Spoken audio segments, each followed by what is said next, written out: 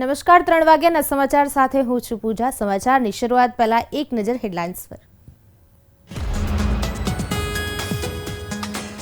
ગુજરાતમાં વર્ગ 3 માટે 5000 કર્મચારીની થશે ભરતી। ગૌણ પસંદગી સેવા મંડળના સચિવે કરી જાહેરાત।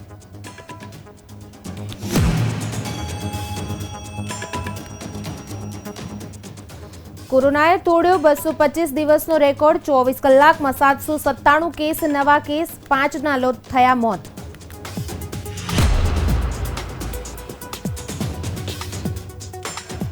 રાજ્યમાં કોરોનાના નવા વેરિયન્ટનો આંકડો 40ને વટાવી ગયો। એક સપ્તાહમાં એક્ટિવ કેસનો આંકડો 66ને પાર।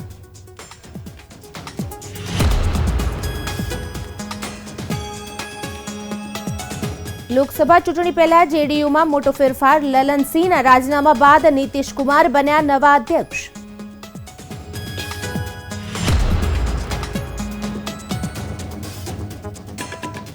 નેવી એડમિરલ્સના ખભા પર લગાવાતા એપોલેટ્સ બદલાયા। છત્રપતિ શિવાજી મહારાજની રાજમુદ્રામાંથી લીધી પ્રેરણા।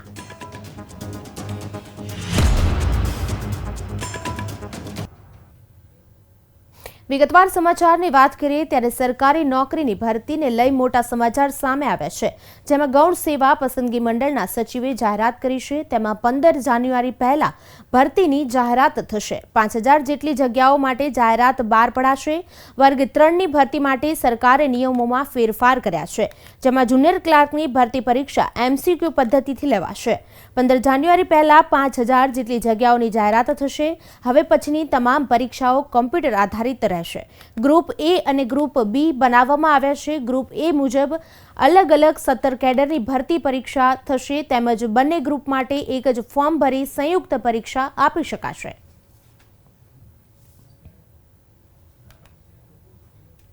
દેશમાં કોરોનાએ ફરી એકવાર માથું ઉંચક્યું છે। છેલ્લા 24 કલાકમાં દેશમાં કોવિડ સબ વેરિયન્ટ JN.1ના 797 નવા કેસ નોંધાયા છે। આરોગ્ય મંત્રાલય દ્વારા જારી કરાયેલા આંકડા મુજબ સક્રિય કેસ પણ વધીને 4000ને પાર થઈ ગયા છે।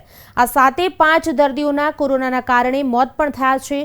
2 દર્દીઓના કેરળમાં મોત થયા છે, જ્યારે મહારાષ્ટ્ર, પુડુચેરી અને તમિલનાડુમાં પણ એક દર્દીનું મોત થયું છે।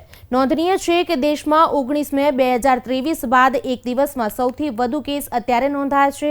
19 મે 2023ના રોજ કોરોના સંક્રમણના કેસ 865 નોંધાયા હતા।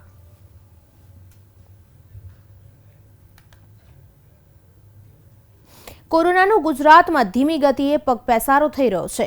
કોવિડના નવા વેરિયન્ટ JN.1ના સૌથી વધુ કેસ રાજ્યમાં સામે આવતાની સાથે જ આરોગ્ય વિભાગ એલર્ટ મોડમાં આવી ગયું છે।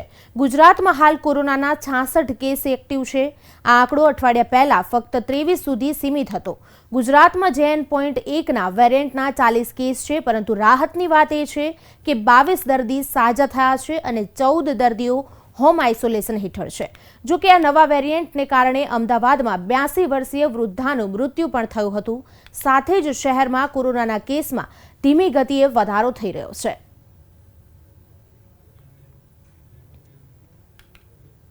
જનતા દળના યુનાઇટેડની રાષ્ટ્રીય કાર્યકારિણીની બેઠકમાં બિહારના મુખ્યમંત્રી નીતિશ કુમારને પક્ષના પ્રમુખ તરીકે ચૂંટવામાં આવ્યા છે।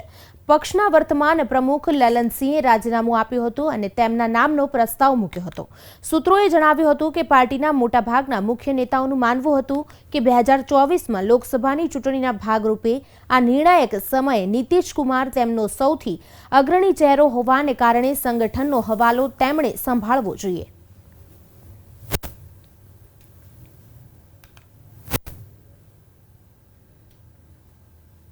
नीतीश कुमार जी को सर्वसम्मत से अधिकृत किया गया है इन प्रस्तावों को आगे बढ़ाने के लिए, और नीतीश राष्ट्रीय अध्यक्ष आदरणीय ललन बाबू ने रिजाइन कर दिया है।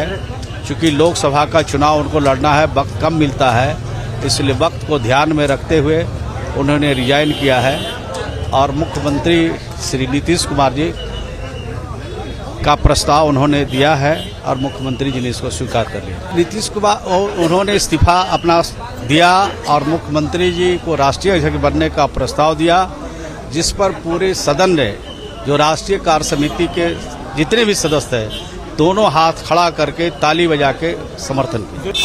अब तो ललन बाबू ने खुद बताया कि भाई लोकसभा का चुनाव लड़ना है, जितना वक्त पार्टी को देना चाहिए उतना वक्त हम नहीं दे पाए हैं, इसलिए मैं अपने पद से इस्तीफा देता हूं और माननीय मुख्यमंत्री से अनुरोध करता हूं कि इस पद को संभालें और पार्टी को और आगे बढ़ाएं। ભારતીય જનતા પાર્ટી કાર્યાલય ખાતે આજે પ્રદેશ કારોબારી બેઠકને યોજવામાં આવી હતી। આગામી લોકસભાની ચૂંટણીને ધ્યાનમાં રાખીને ગુજરાત પ્રદેશ ભાજપે રણનીતિ ઘડવા માટે આ બેઠક બોલાવી છે। આ બેઠકમાં મુખ્યમંત્રી ભૂપેન્દ્ર પટેલ અને પ્રદેશ ભાજપના અધ્યક્ષ CR પાટીલ સહિત પ્રદેશના હોદ્દેદારો અને જિલ્લાના કાર્યકરો પણ ઉપસ્થિત રહ્યા હતા।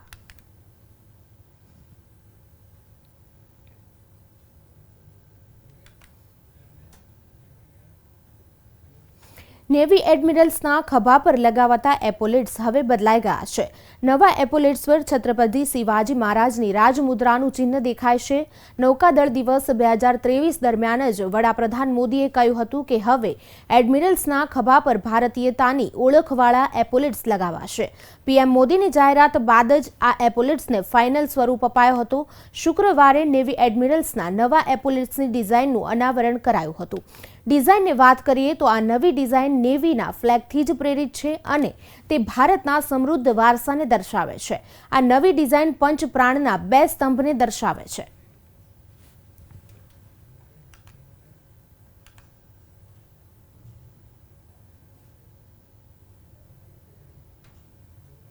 ગ્લોબલ કંપનીઓની રોકાણ માટે પ્રથમ પસંદગી ગુજરાત બની ગયું છે। રાજ્યમાં છેલ્લા 2 દશકોમાં $55 અરબ સીધું વિદેશી રોકાણ થયું છે। જોઈએ અમારો આ વિશેષ અહેવાલ।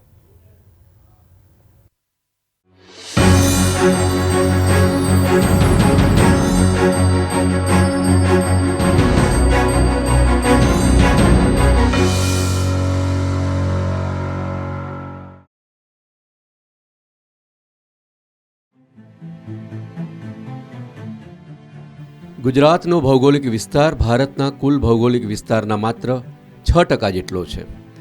અહીં દેશની કુલ વસ્તીના 5% લોકો જ વસે છે। તેમ છતાં ગુજરાત એ ભારતના વિકાસનું એન્જિન છે।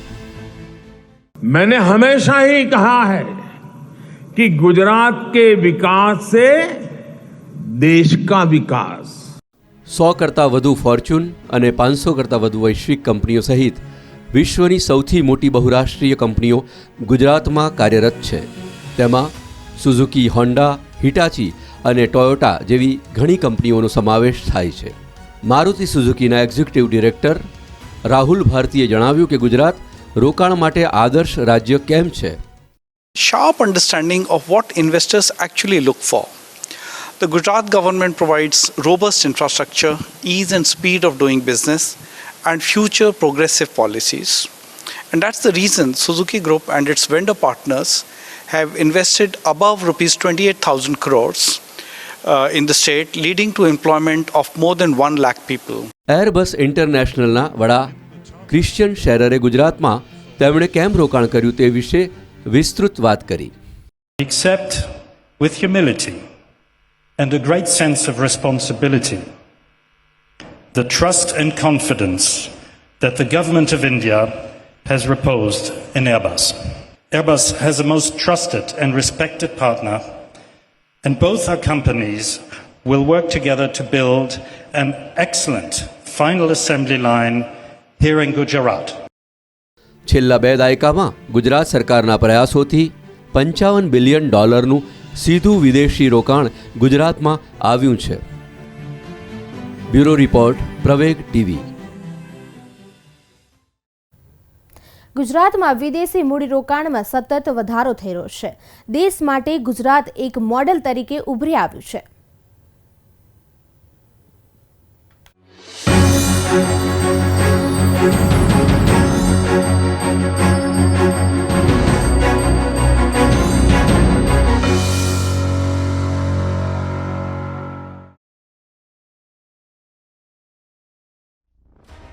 ગુજરાત સરકારના પ્રયાસોને કારણે રાજ્યમાં વિદેશી રોકાણ સતત ઊંચાઈઓને સ્પર્શી રહ્યું છે। છેલ્લા 20 વર્ષથી ગુજરાત સીધા વિદેશી રોકાણની બાબતમાં સમગ્ર દેશમાં ટોચ પર છે। हमने वाइब्रेंट गुजरात की शुरुआत की तो हमारा इंटेंशन था कि राज्य देश की तरक्की का ग्रोथ इंजन बने। 2003માં શરૂ થયેલી દ્વિવાર્ષિક વાઇબ્રન્ટ ગુજરાત નામની ઇન્વેસ્ટર્સ સમિટ રાજ્યમાં વિદેશી રોકાણ માટેનું મુખ્ય પ્રવેશદ્વાર સાબિત થયું છે. અગાઉ વાઇબ્રન્ટ ગુજરાત ઇન્વેસ્ટર્સ સમિટમાં કોઈ દેશ ભાગીદાર ન હતો, જ્યારે 2019માં 15 મોટા દેશો ભાગીદાર બન્યા હતા. વડાપ્રધાન નરેન્દ્ર મોદીએ એક મિટિંગમાં ભારતમાં વધી રહેલા વિદેશી રોકાણ વિશે જણાવ્યું હતું. वर्ष 2013 देश में $36 बिलियन का विदेशी निवेश एफडीआई था। पिछले साल ये $80 बिलियन को पार कर चुका है। છેલ્લા 20 વર્ષોમાં ગુજરાત સરકારના પ્રયાસોને કારણે રાજ્યમાં $55 બિલિયન સીધું વિદેશી રોકાણ આવ્યું છે. ગુજરાત સરકારના મતે રાજ્ય સતત પ્રગતિના પંથે આગળ વધી રહ્યું છે. બ્યુરો રિપોર્ટ, પ્રવેગ ટીવી. રાજ્યના પ્રવક્તા મંત્રી ઋષિકેશ પટેલે જણાવ્યું હતું કે સરકાર રાજ્યમાં બહુચર્ચિત ટેસ્લા પ્લાન્ટને લઈને ખૂબ જ આશાવાદી છે. એલન મસ્કની માલિકીની આ કંપની સાથે સરકારની વાતચીત ચાલુ છે. આપને જણાવી દઈએ કે યુએસ સ્થિત ઇલેક્ટ્રિક વાહન નિર્માતા કંપની ટેસ્લા ગુજરાતમાં મેન્યુફેક્ચરિંગ પ્લાન્ટ સ્થાપવાની યોજના બનાવી રહી છે. આથી જ વડાપ્રધાન મોદી જ્યારે અમેરિકાના પ્રવાસે ગયા હતા ત્યારે એલન મસ્કે તેમની સાથે મુલાકાત કરી હતી. बहुत आशावादी हम हैं, गुजरात सरकार है और एलन मस्क जी जो टेस्ला के निर्माता है, फाउंडर है, उनकी भी नज़र यहाँ पर टिकी हुई है. लेट अस होप को वो गुजरात में आए और गुजरात में टाटा है, फोर्ड है, सुजुकी है, उस तर्ज पे आगामी समय में गुजरात के विकास के लिए ये बहुत बड़ा अगर आते हैं तो उसका वेलकम करते हैं और सरकार बिल्कुल आसिस्टिंग है. તો ગુજરાતના વેપાર ઉદ્યોગની વાત કરવામાં આવે તો ગુજરાતના વેપાર ઉદ્યોગને પ્રોત્સાહન મળે તે હેતુથી ગુજરાત સરકાર જાન્યુઆરી 2024માં વાઇબ્રન્ટ ગુજરાતનું આયોજન કરવા જઈ રહી છે. તે પહેલા સુરતમાં આ થીમથી પ્રેરિત થઈને સુરતના વેપારીઓ માટે સરથાણા ખાતે 2 દિવસીય વાઇબ્રન્ટ સુરતનું આયોજન કરાયું.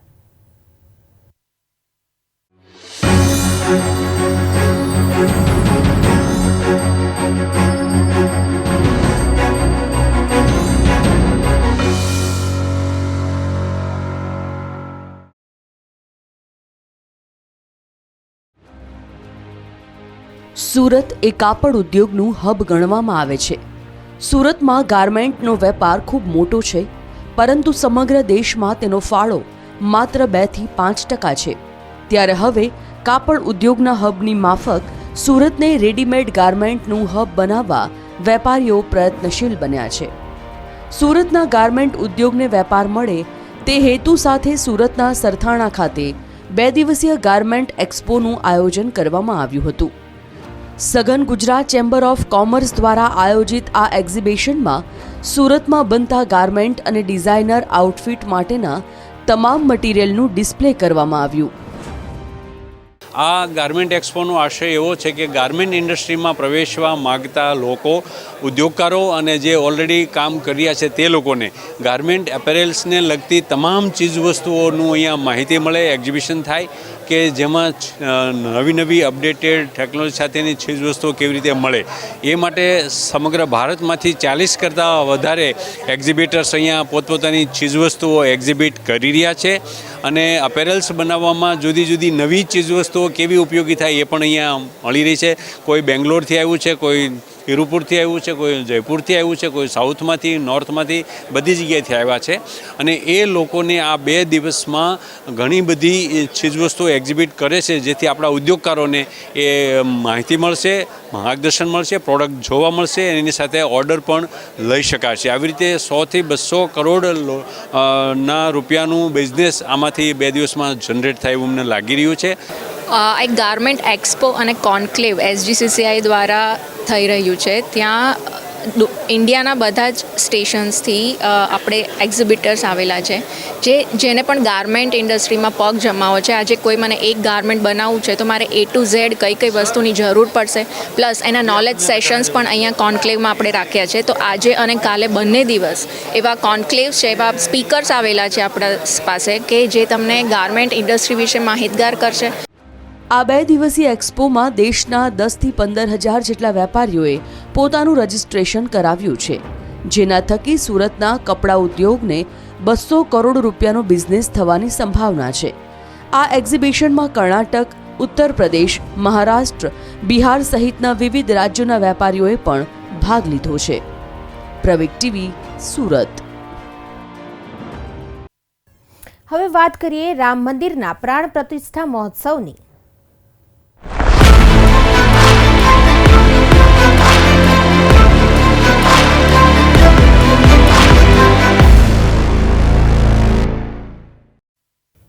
ઉત્તર પ્રદેશના નાયબ મુખ્યમંત્રી કેશવ પ્રસાદ મૌર્યએ અયોધ્યામાં સતત બીજા દિવસે પણ સ્વચ્છતા અભિયાન ચાલુ રાખ્યું હતું. કાર્યકર્તાઓ અને મૌર્યએ શુક્રવારે નિષાદ મંદિરની સામે મુખ્ય માર્ગની સફાઈ કરી હતી. આ સાથે જ કાર્યકર્તાઓ રસ્તો સાફ કરતા અને સ્વચ્છ અયોધ્યા, સુંદર અયોધ્યાનો સંદેશ લઈને જતા જોવા મળ્યા હતા.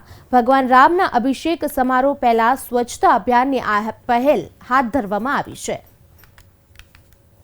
ऐसे प्रधानमंत्री श्री नरेंद्र मोदी जी कल 30 दिसंबर को अयोध्या धाम पधार रहे हैं. स्वच्छता उनका प्रिय विषय है.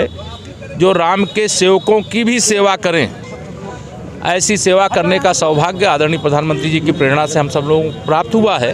इसीलिए जहां जन्मे प्रभु श्री राम, स्वच्छ सुंदर रहे अयोध्या धाम, उस दिशा में हम लोग कर रहे हैं काम. અયોધ્યામાં રામ મંદિરના નિર્માણની સાથે વીઆઈપી લોન્જ, મોલ સાથે નવો બસ ડેપો પણ બનાવવામાં આવશે. ઉત્તર પ્રદેશના પરિવહન મંત્રી દયાશંકરસિંહ રામ જન્મભૂમિના વર્કશોપમાં રામ મંદિર ટ્રસ્ટના મહાસચિવ ચંપત રાયને મળ્યા હતા અને જાહેરાત કરી હતી. આગામી દિવસોમાં અયોધ્યામાં 15 એકર જમીન પર આંતરરાષ્ટ્રીય સ્તરનું બસ સ્ટેન્ડ બનાવવામાં આવશે. આ સાથે અયોધ્યામાં ઇલેક્ટ્રિક બસો ચલાવવાની પણ યોજના છે. અયોધ્યામાં ટૂંક સમયમાં 100 બસો ઉપલબ્ધ થશે. આ બસ 100 इलेक्ट्रॉनिक बसों अयोध्या ने प्रदूषण मुक्त बनावशे. हमारे परिवहन विभाग ने जो अपना यहाँ नया डिपो बनाने जा रहे हैं, वो भी हवाई अड्डा की तरह सुविधाएं युक्त डिपो बनने जा रहा है और 15 एकड़ में बनेगा, जिसमें मॉल भी होगा, उसमें होटल भी होगा, एयरपोर्ट की तरह उसके वीआईपी लाउंज होंगे, अच्छे शौचालय होंगे, सब चीज़ एक ही छतरी के नीचे लोगों को मिलेगा. 100 इलेक्ट्रिक बसें जो है बहुत जल्द अयोध्या में आ रही हैं. और भी बसें जो इलेक्ट्रिक होंगी, हम लोग चाहेंगे कि प्रदूषण से मुक्त अयोध्या रहे, क्योंकि देश दुनिया के लोग यहाँ पर आएंगे, उनको स्वच्छता पूर्ण रहे, इसकी व्यवस्था हम सब कर रहे हैं. लाखों लोग अब जो है आ रहे हैं अयोध्या में, उनको सही सुगम तरीके से यहाँ तक पहुँचाएँ, यहाँ से उनको वापस जाने की व्यवस्था करें, क्योंकि सड़क मार्ग से ही ज़्यादा लोग आएंगे, बस की ही यात्रा ज़्यादा लोग करेंगे. हवाई जहाज़ और ट्रेन से लोग आएंगे, लेकिन बस से ज़्यादा यात्री आएंगे, उसकी व्यवस्था हम लोग कर रहे हैं. पूरी तैयारी है, बहुत सारे लोग आने वाले हैं. 4000 बसें उस दिन जो है लगेंगी, जो लोगों को यहाँ तक पहुँचाने में सहयोग करेंगी. અયોધ્યા મંદિરના ઉદ્ઘાટન પહેલા વિશ્વભરના રામ ભક્તોમાં અનેરો ઉત્સાહ જોવા મળી રહ્યો છે. ભગવાન શ્રીરામના મંદિરમાં દરેક વ્યક્તિ પોતપોતાની તરફથી કંઈક ને કંઈક અર્પણ કરવાનો પ્રયાસ કરી રહ્યા છે. ત્યારે રાજકોટના બોલબાલા ટ્રસ્ટે 5 કરોડ વખત ભગવાન રામનું નામ લખવાનું મહત્વનું કાર્ય કર્યું છે. બોલબાલા ટ્રસ્ટના સભ્યો ભગવાન રામનું નામ લખીને તેમની ભક્તિ દર્શાવી રહ્યા છે. રાજકોટની જનતાના આ સામૂહિક પ્રયત્નને અયોધ્યામાં રામ મંદિરના સમારોહમાં દરમિયાન રજૂ કરવામાં આવશે. મહિલા મંડળ દ્વારા ખૂબ ભગવાનનું નામ લેવાય એવા શુભાશયથી અમે આ કાર્ય ચાલુ કરી દીધું છે અત્યારે. અને અમે કદાચ તે પ્રાણ પ્રતિષ્ઠામાં ન પણ જઈ શક્યા, નવનિર્માણ જે અયોધ્યા રામ મંદિર બની રહ્યું છે તેમાં કદાચ અમે પોતાનું શરીરરૂપી ત્યાં નહીં સહયોગ આપી શકીએ, પણ મંત્ર લેખન દ્વારા અમે અમારી જાતને ધન્યતા અનુભવશું કે અમારી લખેલી બુક ત્યાં પ્રાણ પ્રતિષ્ઠા સમયે પહોંચે અને અમને ભગવાન એના આશીર્વાદ ખૂબ આપે. 5 કરોડ રામ નામ લખશે, નામ લખી અને રામ મંદિરમાં રામ ભગવાનની મૂર્તિ રાખી અમે તુલા કરતું, નામ જાપની તુલા કરતું. આ તુલા કરી અને મંદિરને રામ મંદિર અયોધ્યાને અર્પણ કરવા માટે બોલબાલા ટ્રસ્ટની ટીમ કોઈને મારફતે અથવા પોતે ખુદ જશે. રામ મંદિરના પ્રાણ પ્રતિષ્ઠા સમારોહને યાદગાર અને આકર્ષક બનાવવા માટે અહીં 600 કિલોનું વજન ધરાવતો વિશાળ ઘંટ તૈયાર કરવામાં આવ્યો છે. તેને વિશાળ આકારમાં અને મનમોહક તેમજ કલાત્મક રીતે તૈયાર કરવામાં આવ્યો છે. શ્રી રામ મંદિરમાં લગાવવામાં આવનાર ઘંટનું વજન 600 કિલો હોવાનું કહેવામાં આવે છે. તેની ઉપર જય શ્રી રામ લખવામાં આવ્યું છે.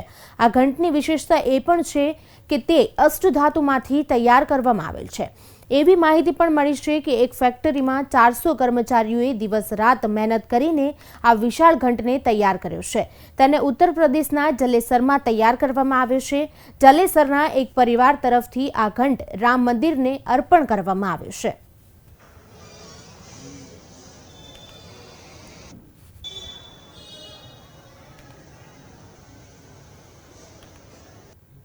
ઉત્તર પ્રદેશના મુરાદાબાદમાં મોટા પાયે પિત્તળના વાસણો, પૂજા સામગ્રીની વસ્તુઓ અને ભગવાનની મૂર્તિઓનું નિર્માણ થતું હોય છે. અયોધ્યામાં પ્રાણ પ્રતિષ્ઠા સમારોહના પગલે અહીંના બજારોમાં રોનક જોવા મળી રહી છે. પિત્તળની પૂજા સામગ્રીની વસ્તુઓની માંગમાં પણ વધારો થઈ રહ્યો છે. અયોધ્યામાં રામ મંદિરના પ્રાણ પ્રતિષ્ઠા સમારોહની તારીખ જેમ જેમ નજીક આવી રહી છે તેમ તેમ ઉત્તર પ્રદેશના મુરાદાબાદમાં ભગવાન રામ સાથે જોડાયેલી પિત્તળની પૂજા સામગ્રીની વસ્તુઓ તેમજ મૂર્તિઓની માંગ વધી રહી છે. देखिए, राम मंदिर के बनने से लोगों का रुझान बढ़ा है राम जी के प्रति, तो लोग राम के प्रति ज्यादा आस्थावान हो रहे हैं. तो अब राम जी और राम दरबार काफी बिक रहा है.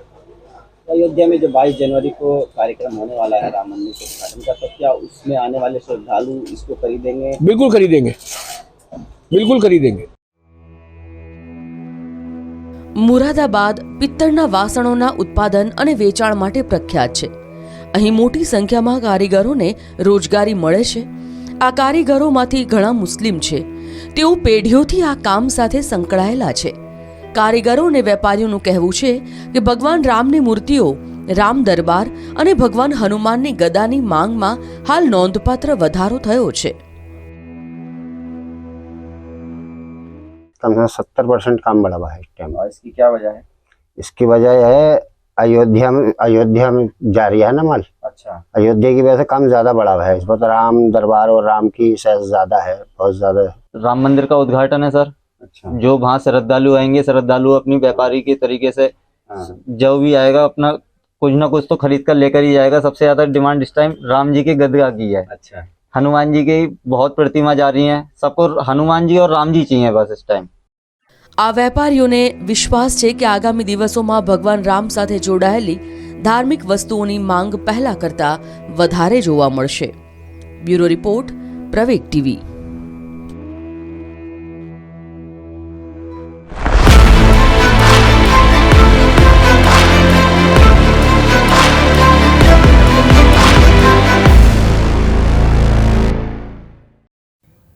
હાલ સમાચારોમાં બસ આટલું જ. વધુ સમાચાર માટે જોતા રહો પ્રવેગ ટીવી. નમસ્કાર.